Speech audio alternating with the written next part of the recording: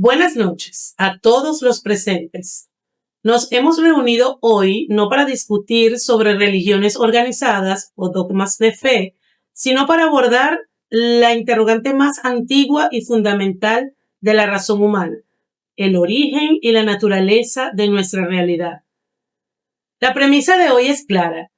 ¿Requiere el universo de un principio fundamental que sea superior a la realidad existente, ordenador divino para existir?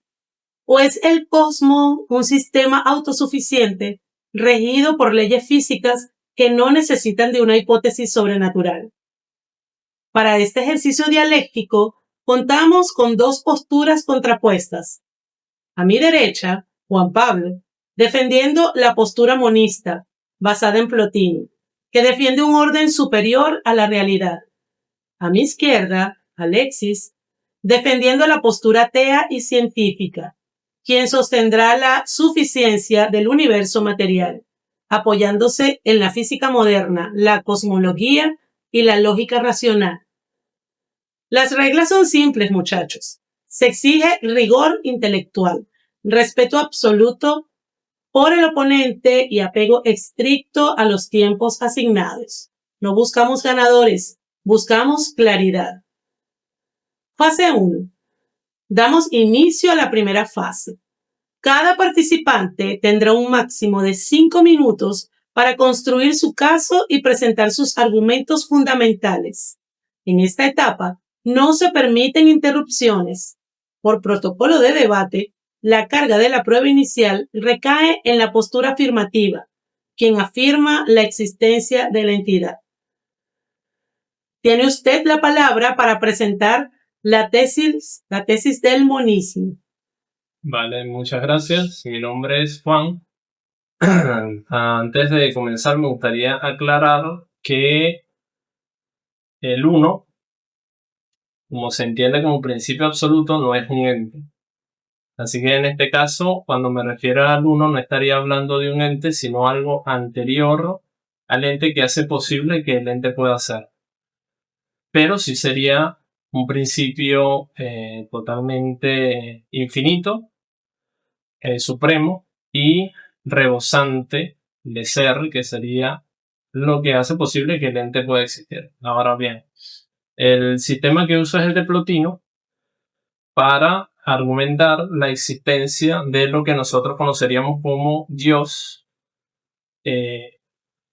sí, de lo que nos conoceríamos como Dios, pero no desde el ámbito psicológico. O sea, no sería un Dios pensante, que quiere, voluntarioso, que crea, sino desde el sistema de Plotino, Dios sería el principio absoluto que emana necesariamente todo lo que conocemos como la existencia, como las propiedades, las leyes, el intelecto, las matemáticas, etc.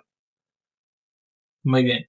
Entonces, el sistema de Plotino funciona por jerarquías. Tenemos el 1, que sería el principio absoluto, el nous, que sería el pensamiento, sería el intelecto divino, por así decirlo. El nous se conoce como aquello que estructura toda la emanación del 1.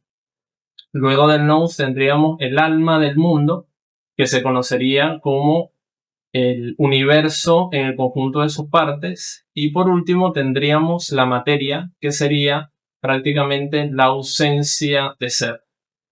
Me gustaría aclarar que estas 4 hipostasis, o bueno, no hipostasis porque la materia ya no sería una hipostasis, pero estos 4 elementos no son espaciales. Ni la materia, ni el alma del mundo, ni el nous, ni el 1. Pero sí son lo que hace posible que nosotros podamos ver televisor, computadora, mesa, todo lo demás. Se distribuyen en jerarquías, por lo tanto, unos son más fundamentales que otros. Con ello podemos explicar las leyes, la lógica, por qué somos seres pensantes, el alma, incluso se puede explicar con esto, por qué existe la finitud, por qué existe la corrupción. Me refiero a corrupción de que todo se va degradando en este plano. Y todo lo demás. Todo partiendo de este principio fundamental que sería el 1, que sería el principio absoluto, Y como les digo, todo funciona de forma jerárquica. Hay elementos que son más fundamentales que otros que rigen a los otros. Esa sería mi postura. Ahí no sé si queda más tiempo, creo que eso sería todo. ¿Queda más tiempo? Bueno, que otra cosa, prácticamente el sistema de Plotino lo explica todo. O sea, al menos desde el ámbito filosófico, no estoy diciendo que el sistema de Plotino prevea la ciencia, pero sí por lo menos en cuestión de lógica formal y pensamiento racional es capaz de explicar absolutamente todas las preguntas del universo. Un sistema cerrado. Muy bien, gracias por su exposición. Ahora es el turno de la postura atea. Tiene usted la palabra para presentar la antítesis y demostrar la suficiencia del universo físico sin necesidad de creadores. Buenas noches, muchas gracias por la participación. Bueno, básicamente mi postura se va a basar en la suficiencia del cosmos. ¿Y en qué me voy a apoyar para argumentar esta suficiencia del cosmos? Básicamente en cuatro principios fundamentales que rigen el universo. El primero que me gustaría abordar es el argumento del nous, que es bastante similar a los argumentos que tienen otras posturas filosóficas deístas. Sin embargo, admito que este es un poco más difícil de desmontar, porque si nos basamos en la realidad que conocemos ahora, lo que conocemos de la ciencia actualmente, podemos decir que el universo como tal es del que emanan las mentes. Esto hace 100 años era bastante difícil de conocer o de argumentar, porque no se sabían las reglas básicas que regían la mayor parte de fenómenos naturales. Sin embargo, actualmente ya lo conocemos, ya conocemos cómo funciona la luz, sabemos cómo funciona la electricidad, sabemos cómo funciona la fuerza nuclear débil y fuerte, y podríamos decir que los campos cuánticos son como las condiciones de contorno del universo, son superiores a el universo. Son, para que los que no entiendan de física, que es algo bastante complejo, es como el punto de partida de toda la realidad que conocemos. Entonces, basándonos en esto y aplicando la navaja de Ockham, esas serían las condiciones de contorno iniciales y de ahí surge toda la realidad que experimentamos.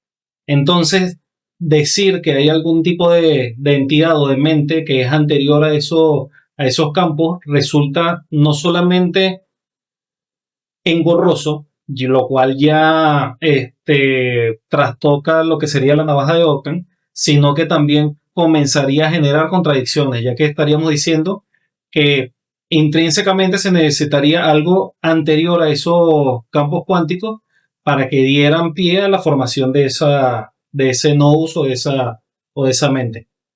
Lo otro que me gustaría abordar es la parte de geometría del universo. Esto también es un poco complejo de entender porque es algo que tiene apenas unos 30 años que se conoce.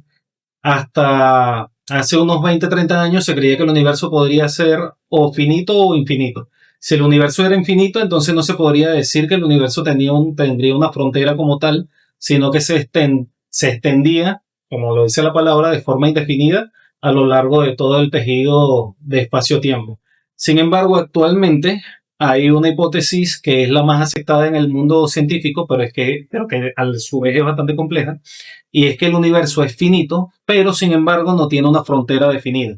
Es decir, el espacio-tiempo no tendría como una especie de límite que lo dividiría de algo que está afuera, sino que ese afuera simplemente no existe. Si nosotros quisiéramos llegar a la frontera del universo, simplemente el universo no nos dejaría llegar a la frontera. Sería físicamente imposible llegar a dicha frontera. Entonces, partiendo de eso, podríamos decir entonces que el universo es todo lo que contiene la realidad. Y hablar de algo fuera de la realidad es como hablar de algo que está al sur del polo sur o al norte del polo norte. O sea, es algo que filosófica y científicamente no tiene sentido. El tercer punto que me gustaría abordar es la parte de la asimetría o de la imperfección del universo. ¿Y por qué hablo de asimetría?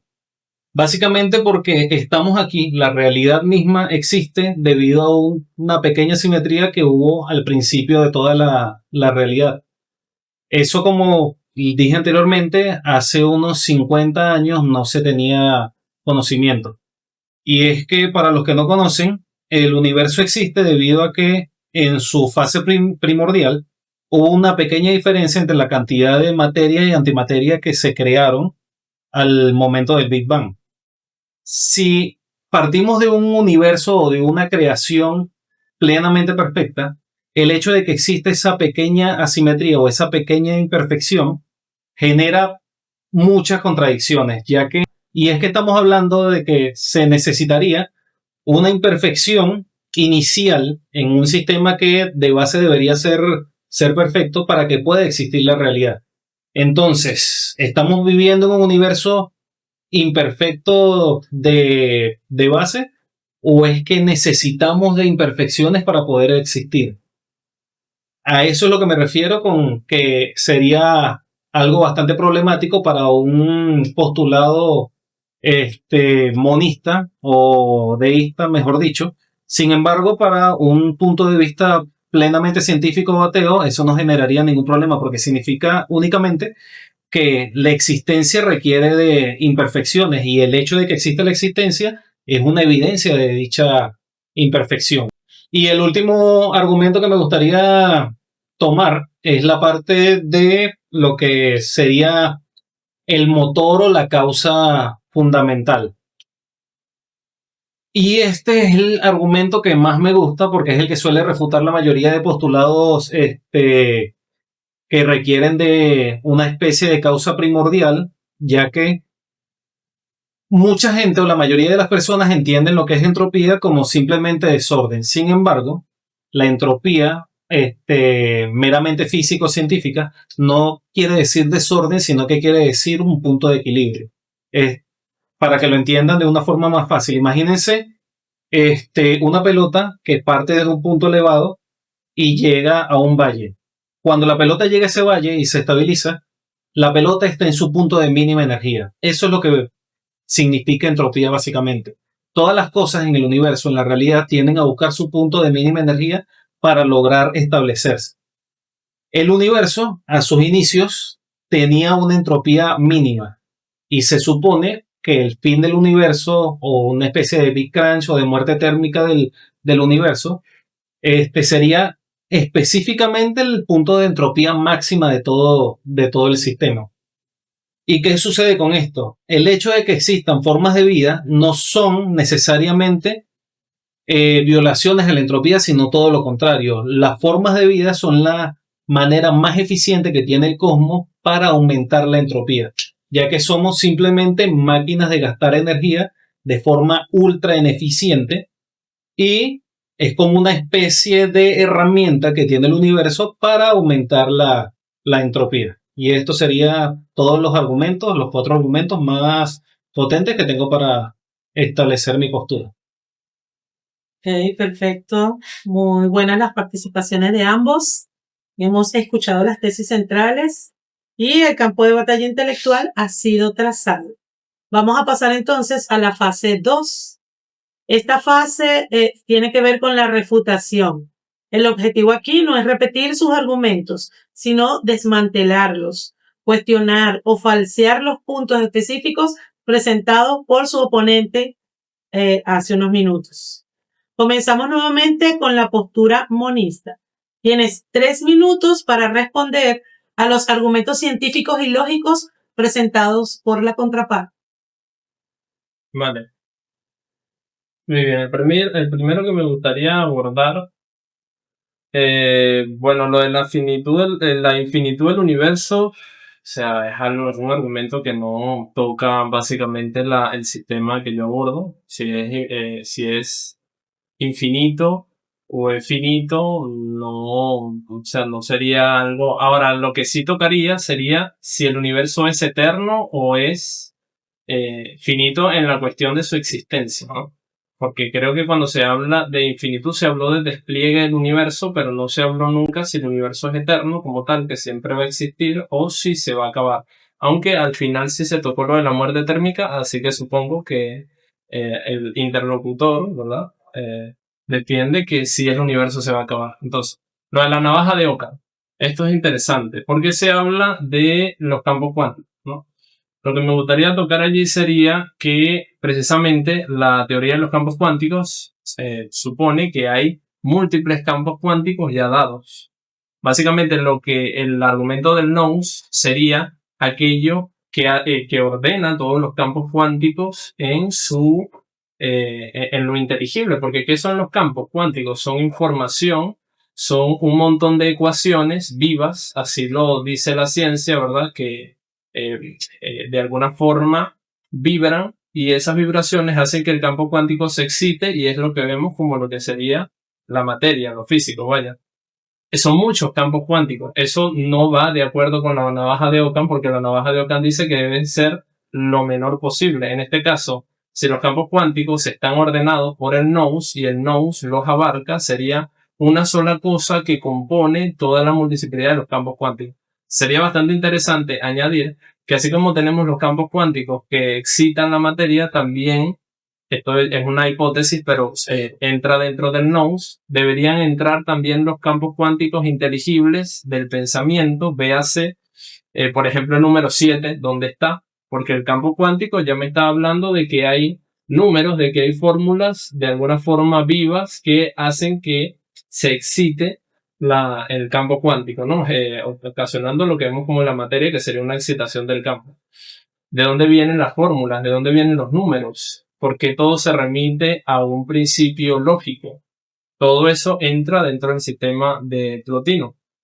Lo de la geometría del universo es perfecto porque precisamente el nous no sería pensamiento psicológico, sino que cuando hablamos de nous hablamos de todas las propiedades supremas, o sea, los principios. Por ejemplo, las matemáticas, la lógica, la geometría, todas las leyes de la ciencia serían ordenadas por el nous, que está a su vez contemplando el uno. Lo de la simetría y lo de la ruptura de simetría, que sería como el universo imperfecto, eso no, o sea, de alguna forma no deslegitima o no golpea el argumento que yo estoy planteando, porque Plotino lo que dice es el 1 es perfecto. El nous ya no es infinito. El 1 sí es infinito, pero el nous no. El nous ya está compuesto. ¿Por qué? Porque al nous tener la forma, es como en los campos cuánticos. Los campos cuánticos no son infinitos. Tienen un límite. O sea, hay ciertos campos cuánticos. Igual que el nous, al contemplar todas las formas, ya tiene cierta limitación. A medida de que se va desplegando aún más el ser, por ejemplo, el alma del mundo, que sería el universo como un organismo viviente, porque eso es otra cosa. Plotino ve el universo como un organismo vivo. Para Plotino no hay diferencia entre un ser humano y una estrella que hace combustión nuclear interna y tiene un montón de operaciones. Para Plotino todo el universo como un solo organismo que está operando en un montón de variables es vivo, o sea, es vida. Por lo tanto, a medida de que el universo, el ser se va desplegando y se hace más múltiple, se va debilitando la forma, se van debilitando los propios principios, los fundamentos inteligibles. Entonces, precisamente que haya imperfección es necesario para que pueda existir universo. Lo que sería, por ejemplo, la fase de asimetría, creo que era lo que estabas diciendo, sería una ruptura de simetría, o sea, sería que todo estaba indiferenciado y precisamente, necesariamente, mejor dicho, tuvo que haber una ruptura para que se pudiera seguir desplegando. Lo que vemos es, a medida de que el ser se despliega y se aleja del principio absoluto, que sería la perfección, que sería Dios, entonces vemos la imperfección. Eso no sería digamos que problemático, porque yo no estoy diciendo que Dios crea, sino que Dios se despliega. Dios va emanando su ser y a medida que se aleja su emanación de su principio, se hace cada vez más imperfecto. Eso sería todo. Ok, perfecto. Les recuerdo, por favor, el tiempo. Tienen solo 3 minutos. Ahora es el turno de la postura atea. Por favor, respondan los argumentos filosóficos que acaba de poner sobre la mesa su oponente. Es bastante interesante todo el argumento, sin embargo, los cuatro postulados que argumenté en la exposición me siguen pareciendo bastante problemáticos o al menos diríamos que no siguen necesitando de algo exterior o de algo anterior a ello. Hablaste al principio de la parte de la infinitud del universo y me dices que no es algo necesario o que trastoque el punto de vista monista. Si no es así, entonces, ¿en dónde quedaría la parte del no? ¿Sería necesario realmente la parte del no? Si estamos hablando de un sistema monista que parte de una entidad o de un principio fundamental ordenado y anterior a toda la realidad, entonces es anterior al tiempo, anterior a la creación del tiempo, o está dentro del tiempo, o es anterior al propio espacio-tiempo, porque si estamos hablando de un universo como el que postulé en mi argumentación inicial, de un universo que es finito, pero que no tiene límites como tal, que no tiene un borde definido, sino que se contiene a sí mismo y es lo que contiene toda la realidad, entonces estaríamos hablando de que ese principio fundamental o ese nous está contenido dentro de ese mismo universo. Entonces, sería, desde mi punto de vista, como algo innecesario, por decirlo de alguna manera, para que siga funcionando la realidad como la conocemos actualmente. Y eso me lleva a pensar en algo bastante curioso, que es el universo participativo. Muchas posturas filosóficas deístas utilizan esta hipótesis del universo participativo de John Wheeler como una especie de confirmación o de apoyo a su teoría. Sin embargo, desde mi punto de vista, el universo participativo más bien refutaría todos los postulados deístas, ya que estaríamos hablando de que es la propia existencia de una conciencia o de una mente que parte del universo como tal, es que tiene su origen en el propio universo, la que por medio de la integración de todas esas leyes físicas, no solamente que razona desde una perspectiva inteligente, desde una perspectiva filosófica, sino que crea conceptos abstractos como lo son la matemática, como lo son la lógica, la filosofía, y además de eso, crea entidades fundamentales que no tienen por qué ser reales, sino que simplemente son un argumento más o una herramienta más que crea esa mente del universo para poder estudiarse o entenderse a sí misma. Es decir, que estamos simplemente viendo el universo desarrollarse y estudiarse a sí mismo. Eso, desde mi punto de vista, es bastante hermoso, pero sin embargo, a la mayoría de postulados teístas parece no gustarle esta interpretación. Lo otro que me gustaría contrastar es la diferencia de conciencia entre entidades materiales. Todos estamos claros que las formas de vida son conscientes o mucho más conscientes que los elementos inertes como lo son las rocas, las montañas, los propios planetas o las estrellas, como dijiste en tu intervención. Sin embargo, hablas que desde el punto de vista de Plotino no existiría una diferencia tan fundamental entre las formas de vida inteligentes y las entidades fundamentales del universo, como lo podría ser una estrella o un quark o una galaxia. Entonces, eso me hace preguntarme cómo se podría hacer una distinción, porque hablamos de que un ser humano es consciente y sin embargo una estrella está regida simplemente por las leyes fundamentales del universo. No digo que los seres humanos no estemos regidos por esas leyes, sino que una estrella no lo vemos que sea consciente de sí misma, sin embargo el ser humano sí. Y eso sería básicamente todo mi argumentación por esta fase. Ok, muy bien. Pasamos ahora a la tercera fase. Y esta fase es un poco más dinámica, ya que comenzamos con el interrogatorio cruzado. Les recuerdo, las preguntas deben ser directas, máximo 30 segundos, y las respuestas concretas, máximo 1,5 minutos para cada una, por favor. Sé que este tema es bastante profundo, pero traten de preguntas concretas, respuestas concretas. Eviten los discursos disimulados como preguntas. Y bueno, me veré obligada a intervenir si se pasan del tiempo. La postura TEA, por favor, formule su primera pregunta a la postura monista. Ok. Básicamente mis preguntas van en el mismo orden de mi intervención anterior. Lo primero que me gustaría preguntar, partiendo en el orden en el que venía, es básicamente esa diferencia de magnitud en el orden de Mendes. Porque hablamos que un ser vivo no tendría tanta diferencia de conciencia entre por lo menos una estrella, como dijiste en tu intervención. Ok, muy bien. La conciencia nosotros creemos que es algo superior en el universo. Para Plotino la conciencia no es superior. De hecho, la conciencia es una degradación de la forma. La conciencia no sería otra cosa que el contacto con la forma en su umbral, donde ya está más debilitada, y allí es donde surge la conciencia. ¿Por qué? Porque la conciencia tiene un montón de variables. O sea, está por ejemplo la cuestión de la parte vegetativa, reproducción, etcétera. Entonces somos conscientes también porque queremos reproducirnos, la parte sensitiva. Somos conscientes porque sentimos cosas que nos afectan y ahí es donde está todo el plano emocional.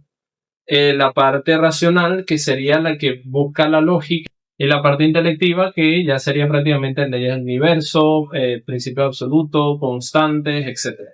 Entonces el hombre es como que se mete en la licuadora todo el universo y ahí sale el hombre. No es algo superior, sino que es una degradación porque está en el tránsito entre lo finito y lo eterno. Por último, entonces para decir, ¿cómo se diferencia? Se diferencia en niveles. Una estrella es superior a nosotros porque la estrella en su proceso no está dudando. O sea, la estrella va hacia adelante con sus acciones. Su combustión nuclear, que creo que las estrellas tienen una combustión nuclear, hace todo su proceso hasta que explota y listo. Mientras que el ser humano tiene un montón de variables, tiene emociones, tiene decisiones, decidir hacer algo o no hacerlo, entonces eso prácticamente sería la conciencia. En todo caso, las leyes del universo, la lógica, las estrellas, los planetas, serían superiores a nosotros.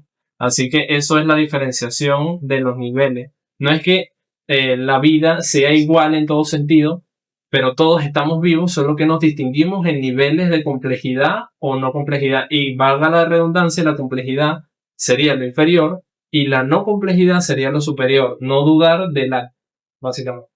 Muy bien, ahora es tu turno de hacerle la pregunta a tu oponente. Ok, el tema de los campos cuánticos. Quería preguntar algo sencillo. ¿Los campos cuánticos son espaciales o no son espaciales? ¿Son físicos o no son físicos? Porque eso me parece fundamental para entrar en lo que después querría entrar con lo del nodos. Como lo dije en la exposición inicial, hablar de que un campo espacial es físico, espacial o material es simplemente hablar de algo que está más al norte del polo norte. Un campo cuántico es simplemente una condición de contorno. Es una especie de regla. Si para los que estudian programación vean un campo cuántico como simplemente el lenguaje de programación más básico que se utiliza.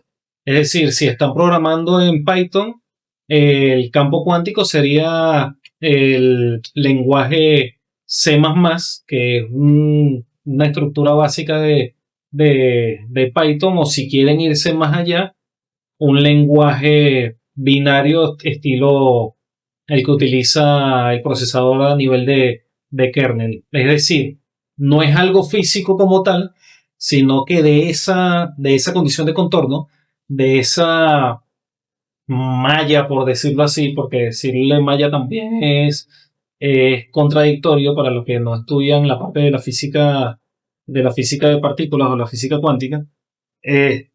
Sería como una especie de ley fundamental, probabilística, muy importante, de la que emanan todos los fenómenos físicos que vemos en la vida cotidiana, pues.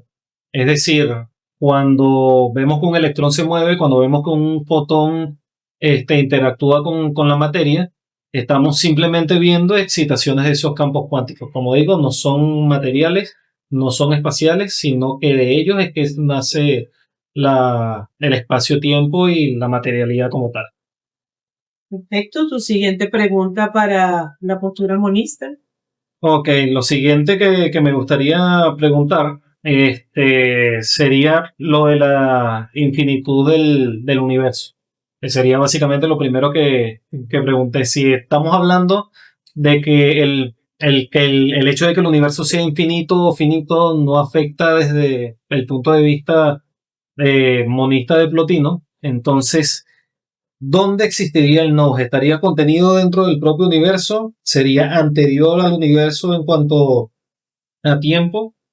¿O también estaría dentro de la formación del universo en cuanto a tiempo? ¿Por qué hago esta pregunta? Porque si estamos hablando de que existe desde antes, estamos hablando de que debería existir algo anterior a lo que conocemos como realidad. Y eso sería problemático desde el punto de vista de la simplicidad, la navaja de Oca. Y si estamos hablando de que está contenido dentro del propio universo, entonces desde mi punto de vista sería innecesario porque vemos que el universo puede funcionar perfectamente sin necesidad de esos postulados. Ok. Vale, para la pregunta. El nous es anterior al tiempo, pero no anterior porque sea antes, sino que no se ve afectado por el tiempo. En el sistema de Plotino, el nous y el uno son eternos y no están para nada afectados por el tiempo, pero no significa que no operen dentro del universo. ¿Por qué? Porque prácticamente todo está conectado. O sea, no es que el nous está como una entidad externa que creó el mundo y se desentiende, o que creó el mundo y está haciendo cositas. No. O sea, el nous opera como un sistema del todo. O sea, el nous es prácticamente fundamental para que el universo exista, pero no es espacial. Es como el número 7, por ejemplo. El número 7 no es espacial como concepto, como forma. O sea, el número 7 no está en ningún lugar, pero es prácticamente indispensable para la matemática. La lógica no está en ningún espacio, no se ve afectada por el tiempo tampoco, pero es lo que hace posible que todo ocurra de forma lógica en el universo. No hay nada en el universo que no sea lógico. Las mismas variables, las probabilidades son lógicas, pero multiplicadas al millón, pues, pero no significa que no haya lógica en todo el universo. Entonces, sí, el nous estaría fuera del tiempo, pero no porque sea antes o porque el nous esté en otro lugar. El nous no es espacial, no se ve afectado por el tiempo, pero es condición de que el tiempo pueda ser, de que todo lo demás pueda ser, porque el nous sería lo que alberga todas las formas en pensamiento. Allí me gustaría hacer la distinción que no sería un pensamiento psicológico, sino que sería un pensamiento formal en acto. No tendría variables. Por ejemplo, el no pensaría la ley de gravedad. Y la ley de gravedad no es que se emociona o es que un buen día se despierta en la mañana y dice no voy a hacer que las cosas tengan gravedad. La ley de gravedad opera todo el tiempo de forma inmutable en acto. No varía en su actuar, ¿no? Por tanto, no estoy diciendo que la ley de gravedad piense de forma variable, pero sin embargo lo que hace es una acción, es un acto, porque está operando. Entonces, básicamente, el no sería aquello que piensa todas las variables y las constantes del universo. No sería espacial, por tanto. Igual que no es espacial los campos cuánticos. Esa sería mi respuesta. Ok, ¿tienes alguna otra pregunta para...? Esta vez sería yo que Sí, tú, te estoy haciendo eso. ¿Tienes alguna otra pregunta para tu oponente acá en el debate? Vale. Bueno. La parte de una condición constante, condición de contorno. Ajá, lo de los campos cuánticos. Me gustaría preguntar más sobre los campos cuánticos. porque me dice que es una condición de contorno, no son materiales o espaciales, pero los campos cuánticos de alguna forma operan. Eso se toma como ya dado. La ciencia toma las leyes como que ya están y listo, no se pregunta de dónde vienen. ¿De dónde vienen las leyes? Esa sería una buena pregunta, porque siempre la ciencia dice, bueno, ya están ahí y no es necesario hacernos la pregunta. Sin embargo, sí que es necesario en la perspectiva filosófica, tal vez no científica, porque el científico estudia el fenómeno y no le importa lo demás, pero como estamos tocando el tema filosófico, me gustaría preguntar de dónde vienen esas leyes, por qué existen, por qué son constantes, por qué no varían, a dónde se remite y por qué no son espaciales ni ocupan ningún tipo de campo o dimensión, pero sin embargo operan de forma omnipotente en su acto. Me refiero, la gravedad opera de una forma omnipotente y omnipresente, está en todas partes, se limita a su acto, pero la gravedad está en todo sitio. Por lo tanto, las leyes parecen ya de por sí elementos divinos. Las leyes ya tienen elementos divinos, porque, por ejemplo, la ley de gravedad es omnipotente y omnipresente en su acto, o sea, estoy diciendo, está limitada a su campo de influencia, pero sin embargo está en todas partes. Igual que la constante de Planck, igual que las fórmulas de Euler. Esa sería mi pregunta. Ok, esto es bastante interesante ya que el argumento filosófico que ha estado rondando tanto a la parte científica como a la parte eh, religiosa desde el principio de lo que se conoce como filosofía, ¿va? Desde el punto de vista científico, tratar de buscarle una explicación a las leyes físicas fundamentales o a lo de donde salen esas leyes físicas fundamentales, como lo son los campos cuánticos, es una pregunta que simplemente no tiene sentido. ¿Por qué digo que es una pregunta que no tiene sentido? Porque la respuesta que tenga o no tenga esa pregunta no sirve para explicar la realidad, no nos serviría para hacer una predicción de cómo opera la realidad. Es decir, si la función de onda del electrón nos sirve para poder predecir cómo se va a comportar, cómo se van a comportar los fotones, para la ciencia eso es suficiente, ya que lo que hace la ciencia es simplemente predecir y estructurar o buscar explicaciones a los fenómenos que vemos en la realidad, en el universo. ¿Por qué se dan así de esa manera? No tendría relevancia porque el hecho de que tenga o no una explicación no va a cambiar la predicción que tiene ese campo cuántico, no va a cambiar la probabilidad de que ocurra de una manera o de otra. Como le digo, eso es desde el punto de vista científico, algo muy importante que estudian la mayoría de personas o una conclusión a la que llegan la mayoría de personas que estudian ciencia es que las ecuaciones o leyes físicas no están para explicar como tal el universo, sino para poder entenderlo, predecirlo y lo más importante para poder resolver ecuaciones. Mucha gente lo dice, ajá, resolver ecuaciones. ¿Y cuál es el sentido de eso? Es bastante importante porque si logramos resolver esas ecuaciones, logramos hacer proyecciones en el tiempo, proyecciones en el espacio, podemos hacer aparatos como los que utilizamos actualmente para llevar a cabo un debate como este. Es decir, que no solamente que nos lleva a poder entender cómo funciona el universo, sino que nos lleva a mejorar nuestra propia realidad física. Así que cuando escuchen a alguien o un científico que les diga que básicamente lo que tratamos de hacer es resolver ecuaciones, entiendan que no es algo simple, sino que es algo mucho más profundo y que precisamente se trata de ordenar mejor la realidad que experimentamos, pues.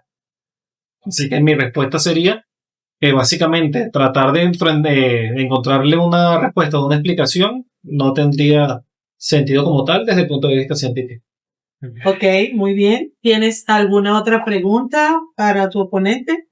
Me gustaría abordar un tema que se ha repetido en estas intervenciones, que es básicamente lo de conceptos abstractos, como hablaste del número 7, de la lógica, de la matemática.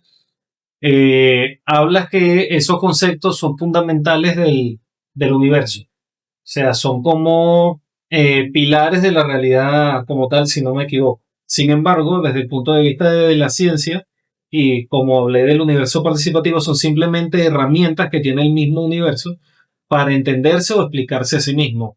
Desde el punto de vista científico, el número 7 no forma parte intrínseca del universo o de las leyes físicas fundamentales del universo, sino que son de esas leyes físicas fundamentales que parte un concepto o que dan lugar a un concepto como lo es el número 7, como lo es la matemática, como lo es la filosofía. Entonces, teniendo claro eso, ¿cuál sería el argumento que tiene la parte monista o de Plotino para este tipo de conceptos? Ya que desde el punto de vista científico es como te digo, es simplemente algo que parte desde el propio universo o de las leyes fundamentales. O sea, la pregunta va, ¿por qué serían necesarias? Eso, ¿cuál es la pregunta? ¿Por qué? Sí, porque no entendí. Concreta la pregunta. ¿Por qué para el monismo o para Plotino, conceptos como la lógica o el número 7 son entes fundamentales del universo, entes inmateriales? Ok, ya entiendo. Vale, no estamos hablando del número 7 latino o el número 7. Bueno, creo que el único que se usa ya es el latino, o no sé, creo que el latino no, el árabe. No estamos hablando de eso. Esos son símbolos. Son símbolos lógicos que usa el ser humano para entender la lógica del universo. Lo que yo me refiero con el número 7 es precisamente la razón, la dianoia, pensamiento discursivo. ¿A qué me refiero con pensamiento discursivo? El hombre busca a categorías, categorizarlo todo. Busca decir esto es lo otro, esto es lo otro. El universo también opera así. Un átomo no es totalmente igual a otro. Todos los átomos se diferencian. Podríamos decir que hay algo que sí es igual a otro, que sería el electrón, que sí es bastante interesante, pero todo lo demás está diferenciado.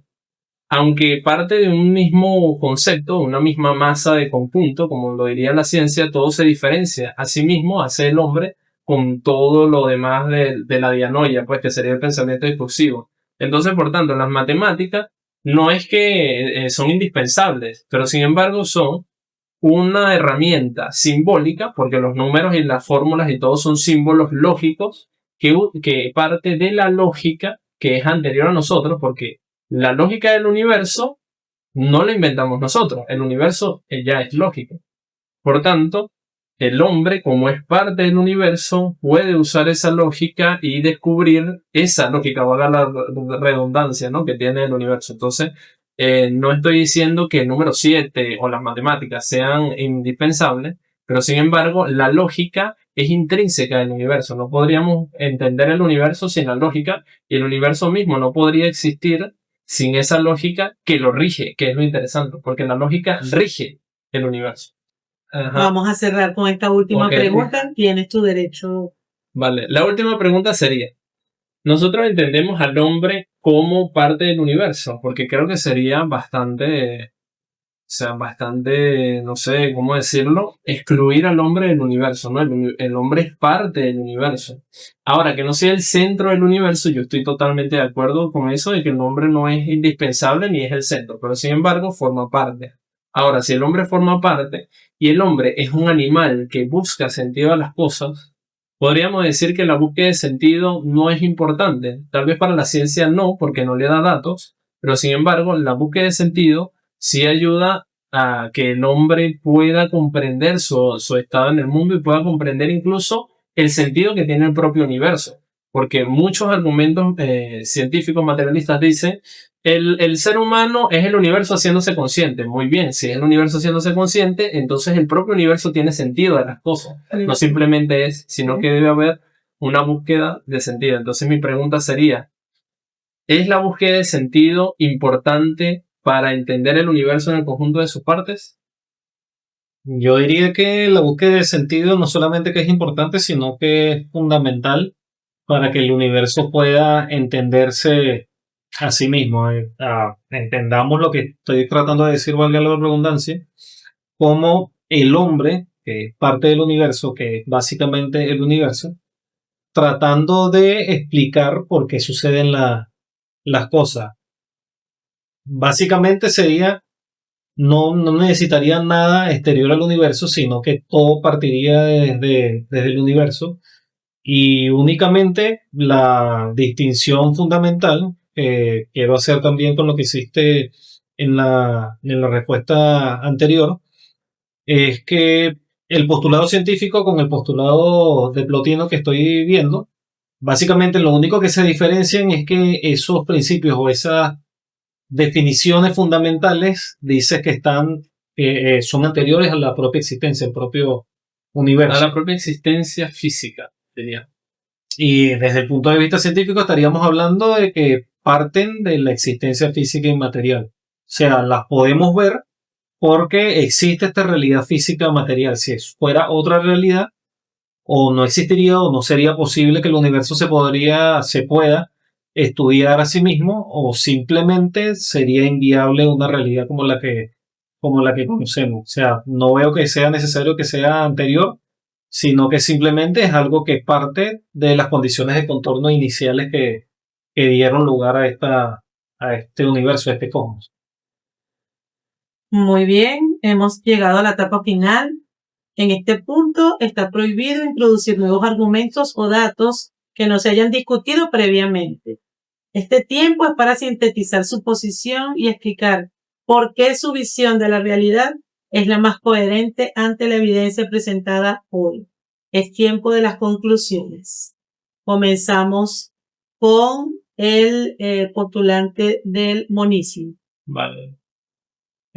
Bueno, básicamente porque el sistema de Plotino yo diría que es más completo que, por ejemplo, un sistema ateo, ¿verdad? Aunque bueno, más que ateo hemos hablado de ciencia, básicamente. ¿Por qué es más completo? Primero porque le da sentido al universo, que yo creo que es vital. O sea, si nosotros nos entendemos como parte del universo, entonces la búsqueda de sentido es parte también del universo, ¿no? Y con estos argumentos, el uno, o sea, creo que va a ser necesario otro debate, porque por lo menos entender qué es lo que es el uno, cómo se llega al uno, qué es el nous, ¿no? No hablamos tanto de eso, hablamos más que todo de ciencia. Es indispensable, por ejemplo, el uno, como principio de unidad. O sea, si se resume a todas las leyes serían una unidad de constantes universales, básicamente. Si se resume todo el universo, es el universo. O sea, el propio universo ya se remite a un principio de unidad. A eso se refiere Plotino cuando habla de esto inteligible. El uno no es que sea algo, pero siempre va a ser lo que hace posible que todo sea, en el sentido en que el uno siempre va a ser lo más simple. Todos, o sea, lo múltiple tiende a lo simple, o sea, lo múltiple tiende a lo simple, en el sentido de que todo lo que está expresado en esta complejidad tiende necesariamente, tú lo habías dicho con lo de la entropía, a estabilizarse, ¿no? Más que estabilizarse, yo diría que toda la multiplicidad tiende a lo simple, a lo uno. Entonces, básicamente, ¿por qué me parece más aceptable el sistema? Porque él lo explica todo, o sea, explica el alma, explica de dónde vienen las leyes vendrían del uno, el uno las ordena, ¿verdad? Estarían dentro del uno. Cabe destacar, por ejemplo, que en los campos cuánticos, aunque su excitación es física, los campos cuánticos como tal no son físicos y no se pueden ver. Si el universo desaparece, los campos cuánticos seguirían existiendo. Entonces, allí vemos que sí existen cosas que no son espaciales, ¿verdad? Pero aún así son más fundamentales que la realidad física que nosotros estudiamos y experimentamos. Y por último, bueno, prácticamente porque le da sentido a toda la jerarquía de las cosas, nos responde qué es la conciencia, nos responde qué venimos a hacer aquí al mundo, nos da las respuestas de todo el sentido y también que no pelea con la ciencia, como te diste cuenta, sino que más bien le da el piso ontológico que la ciencia todavía no tiene de forma completa. Muy bien. Vamos a escuchar ahora la postura atea. Bueno, para concluir, primero, dar las gracias por el espacio. Y bueno, básicamente no he visto diferencias fundamentales desde el punto de vista científico, y tienes razón, no es una argumentación atea, que no viene a ser una argumentación atea, básicamente no. sino simplemente una explicación de cómo sería el universo desde el punto de vista de la científico. no veo diferencias fundamentales, sino básicamente diferencias conceptuales. La ciencia habla, y es lo que traté de argumentar desde el principio, de que todo parte desde unas condiciones de contorno fundamentales, que serían en este caso los campos cuánticos, y todo lo que experimentamos, todo lo que vemos y todo lo que se llamaría realidad o universo viene de esas condiciones de contorno fundamentales, que como tú bien dices, siguen operando actualmente. No estuvieron simplemente en el Big Bang, sino que son los cimientos fundamentales que rigen la realidad. Igual que como lo dice Plotino, son bastante simples, no son leyes físicas ultra complejas, aunque entenderlas sí es bastante complicado, sino que simplemente son funciones probabilísticas. Algo curioso que veo luego de realizar el debate es que es un postulado, una argumentación desde el punto de vista de Plotino, sería muy similar a lo que busca hacer la ciencia con la unificación de las leyes físicas.